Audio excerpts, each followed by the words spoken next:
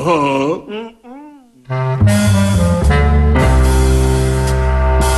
wala kaming magawa. Napaka-insistent ng teacher ni Jigo at Cherry. Eh, kailangan bumalik kami doon, nakasama kayo. Eh, galit na galit nga eh. Gusto kayong makakausap. Kuya, tara na. Ang dali! Stricto naman yung teacher na yun. Siguro matandang dalaga yun. Mukha nga, pero huwag nyo nang intindihin. Baka mapahamak yung mga anak natin. Pero, wait lang. Si Cherry, nagtitinda ng chichira sa school. Eh, bakit hindi man lang sa atin binibigay at kinikita niya? Ano yung problema mo? Sige. Ganito gawin natin. Antayin nyo na lang kami doon sa studio. Tatapusin lang namin yung pictorial. Pagkatapos, may dubbing lang kaming konti. Tsaka natin puntahan yung masungit na teacher na yun. Ha? Sige, hintayin nyo lang kami. Hintayin nyo kami doon, ha? Uy, bahala na kayo sa mga bata, ha? Tapusin lang namin. Tara.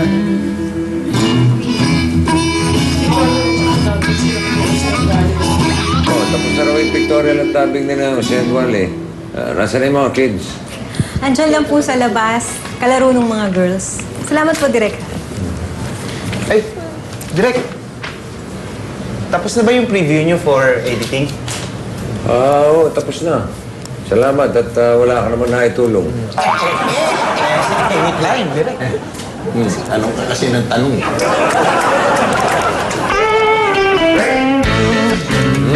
Alis muna kami ni Kalbo kasi pupuntahan namin yung teacher na dero ng mga anak namin. Oo, kailangan daw talagang humarang kami dito. Ingat kayo. Pero bago kayo malis, bibigyan ko kayo ng tip paano maayos yung mga ganyang terror na teacher.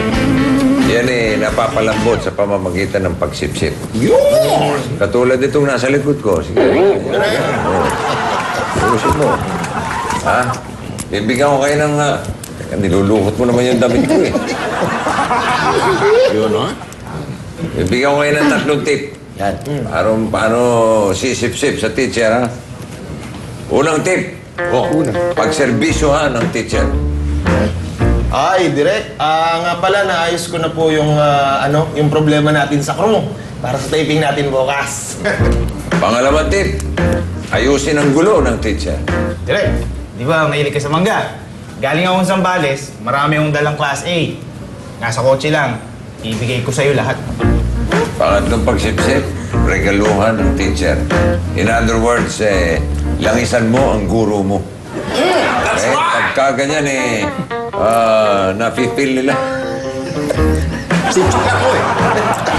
Sobrang sipsip ko, eh.